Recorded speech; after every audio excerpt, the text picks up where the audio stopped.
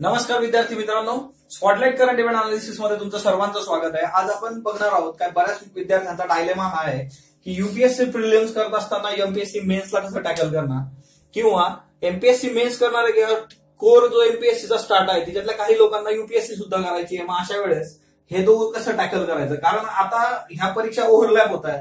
जून मध्ये यूपीएससीची प्रिलिम्स आहे आणि मेन्स जुलैमध्ये आहे। असं करत असताना आपण ही गोष्ट कशी टॅकल करणार ही तर जास्त महत्वाचं आहे। कारण काय होतं की बऱ्याचदा दोघी ठिकाणावर पाय ठेवल्यानंतर आपल्याला हे पण मिळत नाही आणि हे पण मिळत नाही। तो आपण हिच्यामध्ये असं बघणार आहोत की दोघांमधलं कॉमन कुठले मुद्दे आहेत की जिच्यावर आपण फोकस केल्यानंतर आपल्याला दोघीकडचे चान्सेस वाढतात सक्सेसचे। अशा पद्धतीच्या गोष्टी आपण इथं बघणार आहोत। हे दोघींचं सिलेबस आणि त्याच्यामध्ये तुम्हाला कुठल्या गोष्टी एक्स्ट्राच्या कराव्या लागतील त्याबद्दलही आपण बघू। म्हणजे आता अशी बरीचशी लोक आहेत एमपीएससी प्रिलिम्स मध्ये ज्यांचा स्कोर खूप चांगला आहे, तर त्यांना क्लिअर आहे की आपण एमपीएससी प्रिलिम्स क्लिअर होणार आहे, आपण मेन्सला सुद्धा आहे, पण त्याचबरोबर सायमल्टेनियसली आपल्याला यूपीएससी सुद्धा करायची आहे। आणि अशा विद्यार्थ्यांसाठीचं हे स्ट्रॅटेजी लेक्चर आहे। सो आता याच्यामध्ये सगळ्यात महत्वाची गोष्ट काय आहे की कॉमन सिलेबसचे मुद्दे कुठले आहेत बघा। कॉमन सिलेबसचे मुद्दे जेव्हा आपण बघतो तर हिस्ट्रीमध्ये मॉडर्न हिस्ट्री आहे, दोघीकडे असणार आहे, प्रिलिम्सला पण असेल, एमपीएससी मेन्स मध्ये असेल, आर्ट अँड कल्चर सुद्धा याच्यामध्ये आहे। पण याच्यामध्ये काही डिफरन्स आहे तो पण आपण समजून घेऊ। आणि मग तुम्हाला हिस्ट्रीमध्ये पोस्ट इंडिपेंडन्स इकडे एमपीएससी मेन्स मध्ये करावं लागतं, महाराष्ट्राचा इतिहास तुम्हाला करावा लागतो। जसा भूगोल जॉग्राफीच्या बाबतीमध्ये जॉग्राफी एन्व्हायरमेंट आहे, याच्यामध्ये तुम्हाला महाराष्ट्राचा भूगोल परत एकदा करावा लागतो। सो हे दोन ऍस्पेक्ट्स असे आहेत की तुम्हाला हे वेगळ्याने तयारी करायची। याचा एमपीएससी यूपीएससीच्या प्रिलिम्स मध्ये तुम्हाला विशेष फायदा होणार नाही किंवा त्याचा काही संबंधच येत नाही। असे हे दोन घटक आहेत की जे एक्सक्लुझिव्हली फक्त एमपीएससी करताय।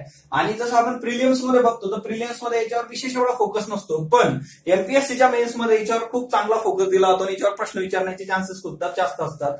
मग हे दोन वेगळे टॉपिक्स आहेत जे आपल्याला चांगले करावे लागतात।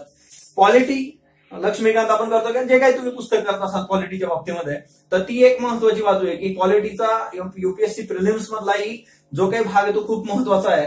दुसरी महत्वाची गोष्ट एमपीएससी मेन्स मध्ये पॉलिटी म्हणजे पेपर सेकंड जो आहे आपला, तिच्यामध्ये पॉलिटी बरोबर तुम्हाला कायदे आणि राजकीय व्यवस्था, पक्ष वगैरे असं करावं लागतं। त्यात कायदे ही महत्वाची बाब असते की जी यूपीएससी प्रिलिम्सला नसते पण एमपीएससी मेन्सला असते, मग तुम्हाला हे नीट करावं लागेल। दुसरी महत्वाची गोष्ट की गव्हर्नमेंट स्कीम्स आपण यूपीएससी प्रिलिम्सला करतो, आपण इयरबुक यूपीएससी प्रिलिम्सला करतो। या दोन्ही गोष्टी पेपर 3 जो आहे एचआरडी म्हणजे एचआरडी ही कोणी नवी गोष्ट नाही आहे। एचआरडी हे काय आहे की याच्यामध्ये गव्हर्नमेंट स्कीम्स आणि इयरबुक मला खूप सारा स्टेटा इथं येतो, पण याच्यातला असं काही आहे की ज्याचे तुम्हाला फॅक्ट्स करावे लागतील अभ्यासक्रमानुसार, तर ती एक बाब वेगळी आहे। इकॉनॉमिक्स आणि सायन्स अँड टेक्नॉलॉजी ह्या दोन गोष्टी सुद्धा यूपीएससी प्रिलिम्स मध्ये आहेत, जे आपण करतो। आणि पेपर 4 जो आहे एमपीएससी मेन्सचा तो इकॉनॉमिक्स, सायन्स अँड टेक्नॉलॉजी आहे। आता याच्यामध्ये जरी असं असलं की सिलेबस हाच आहे, एवढं केलं म्हणजे हे क्रॅक होतं असं नक्कीच नाहीये।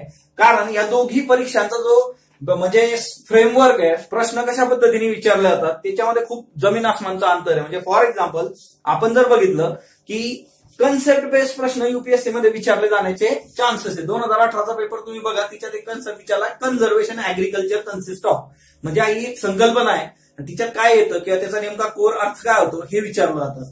तसे प्रश्न तुम्हाला इकडे फार क्वचित सापडतील। इकडे जे काय असतं ते फॅक्ट्स ओरिएंटेड प्रश्न खूप जास्त आहेत। आकडे, वर्ष, कशाची स्थापना कधी झाली त्याच्या अनुषंगाने प्रश्न विचारलं जाण्याचं प्रमाण तुम्हाला एमपीएससी मध्ये, म्हणजे पाठांतर किंवा फॅक्ट्स तुम्हाला माहित असणं, नंबर ऑफ रिव्हिजन जास्त असणं, हे एमपीएससी मेनची डिमांड आहे। आता याच्यामध्ये पण दुसरी महत्वाची गोष्ट काय आहे की यूपीएससी प्रिलिम्स करताही फॅक्ट्स करावे लागतात। बऱ्याचदा काय होतं की एमपीएससीचा फायदा आपल्याला यूपीएससी प्रिलिम्स मध्ये होतो। का होतो तो? कारण 2016 ते 2018 तुम्ही जर यूपीएससी प्रिलिम्सचा जीएसचा पेपर बघितला तर तिच्यामध्ये फॅक्ट्स खूप जास्त विचारलेले आहेत। 2018चा पण पेपर बघा, त्याच्यात फॅक्ट्स तुम्हाला खूप जास्त विचारलेले आहेत। जर असं होतं बघा, हा सायमल्टेनियसली तुम्हाला हेल्प करून जातो। एमपीएससी करत असताना फॅक्ट्सवर फोकस करण्याची एक नॅचरल टेंडन्सी बद्दल विद्यार्थ्याची, तीच त्याला इथे यूपीएससी प्रिलिम्स मध्ये सुद्धा हेल्प करते। 2016, 17, 18 पेपरमध्ये हे क्लिअर झालेलं आहे। मग आता अभ्यास करत असताना इथून जून 2 पर्यंतचा जेव्हा यूपीएससीची प्रिलिम्स आहे, मेच्या एंड पर्यंत आपण काय केलं पाहिजे। आणि दुसरी महत्वाची गोष्ट की मग त्याच्यानंतरचा जो एक 40 दिवसाचा आपल्याला प्रॉपर कोर टाइम मिळतो त्याच्यात आपण काय केलं पाहिजे। सर्वात महत्वाची गोष्ट आहे तुम्ही मॉडर्न हिस्ट्री खूप चांगलं करा, इतकं चांगलं करायचं की नंतर आपल्याला ज्या गोष्टी मी आता सांगतोय त्यानंतर ह्या यूपीएससी प्रिलिम्स नंतर परत याला हात लावायची गरज पडली नाही पाहिजे। जस्ट एक रिव्हिजन मध्ये आपण क्लिअर करू असं हे करायचं। मॉडर्न हिस्ट्री स्पेक्ट्रम तुम्ही खूप चांगलं केलं तर तुम्हाला नक्कीच त्याचा फायदा होईल। दुसरी महत्वाची गोष्ट, आता हे आर्ट अँड कल्चर आहे, पण आर्ट अँड कल्चरला युपीएससी जसे प्रश्न विचारते तसे एमपीएससी नक्कीच विचारत नाही. एमपीएससीचे प्रश्न जर तुम्ही बघितले तर ते असे आर्ट अँड कोर साहित्याशी रिलेटेड असतात, संत साहित्याशी रिलेटेड असतात, किंवा चित्रकार आहे त्याच्याशी टिपिकली असे प्रश्न विचारलेले आहेत. या दोघांमध्ये खूप फरक आहे. तुम्हाला खूप आर्ट अँड कल्चरचं जे बुक असतं युपीएससी ते इथं खूप काही हेल्पफुल ठरणार नाही, त्यातल्या काही बाबी तुम्हाला महत्वाच्या हेल्पफुल होऊ शकतात. पण जिओग्राफी आणि एन्व्हायरमेंट हा जो एक कोर आहे तो जर तुम्ही खूप चांगला केला, म्हणजे एनसीईआरटी चांगल्या केलेल्या आहेत आणि त्याच्याच बरोबर जीसी लिओंग सारखं बुक आहे ते तुम्ही चांगलं केलेलं आहे आणि एन्व्हायरमेंट पण खूप चांगलं केलं युपीएससी, नक्कीच त्याचा फायदा पेपर 1 मध्ये इथं होईल. महाराष्ट्राचा भूगोल, महाराष्ट्राचा इतिहास हा युपीएससी प्रिलिम्स नंतर तुम्ही करा. आता हे इतकं सोपं नाही की एवढा मोठा सिलेबस उचलणं प्रिलिम्स नंतर, पण हा एक मिडल पाथ आपण बघतोय. आता सर्व विद्यार्थी असे नसतात की जे दोघी गोष्टी घेऊन चालतील बरोबर. काही लोक एक्सक्लुझिव्हली एमपीएससी मेन्स करतील तर त्यांच्यासाठी हा विषयच येत नाही. काही लोक एक्सक्लुझिव्हली युपीएससी प्रिलिम्स करतील त्यांच्यासाठी हा विषय येत नाही. पण आपल्याला युपीएससी प्रिलिम्स सिक्युअर करून एमपीएससी मेन्स मध्ये जास्त चांगला परफॉर्म कसा करता येईल हा त्याचा उद्देश आहे. म्हणून ह्या गोष्टी तुम्ही आता हे करा. याच्यामध्ये फॅक्ट्स पण भरपूर आहे. याच्यासाठी तुम्हाला प्रिव्हियस इयरचे क्वेश्चन पेपर्स खूप मॅटर करतात. पहा, जुन्या प्रश्नपत्रिका तुम्ही जर एमपीएससी मेन्सच्या केल्या, आपण एमपीएससी मेन्सचं सुद्धा कोर्स स्ट्रॅटेजी लेक्चर घेतलेलं आहे, ते तुम्ही बघा. तिच्यामध्ये तुम्हाला प्रिलियमचे जे काही मेन्स संबंधीचे जुने पेपर आहेत ते तुम्हाला गाईड करतात की हे प्रश्न कसे विचारतात. पॉलिटी तुम्हाला खूप हेल्पफुल आहे. बघा, पॉलिटीचा हा स्कोरिंग पेपर असतो. तुम्ही टॉपरच्या बाबतीत बघितलं तर त्यांनी पॉलिटी पेपर 2 मध्ये खूप चांगले मार्क्स काढलेले असतात. हे खूप चांगलं करायचं. याच्यानंतर उरलेला जो पॉईंट असतो तो म्हणजे कायद्यांचा असतो. ते कायदे तुम्हाला नंतर वाटता येते की प्रिलियम्स आल्यानंतर आपण याच्यावर फोकस करू, पण प्रिलियम्स पर्यंत लक्ष्मीकांत इतकं चांगलं करायचं किंवा पॉलिटीसाठी तुम्ही जे काही वापरताय ते इतकं चांगलं करायचं की आपल्याला परत त्या गोष्टीकडे जाण्याची गरज नाही पडली पाहिजे. जस्ट आपण रिवाइज करू त्याला फक्त. गव्हर्नमेंटच्या स्कीम हिच्यामध्ये दोघं, आता इंडिया संबंधीच्या स्कीम्स आहेत त्या खूप चांगल्या करा आणि महाराष्ट्र संबंधीच्या स्कीम्स पण नंतर करायच्या.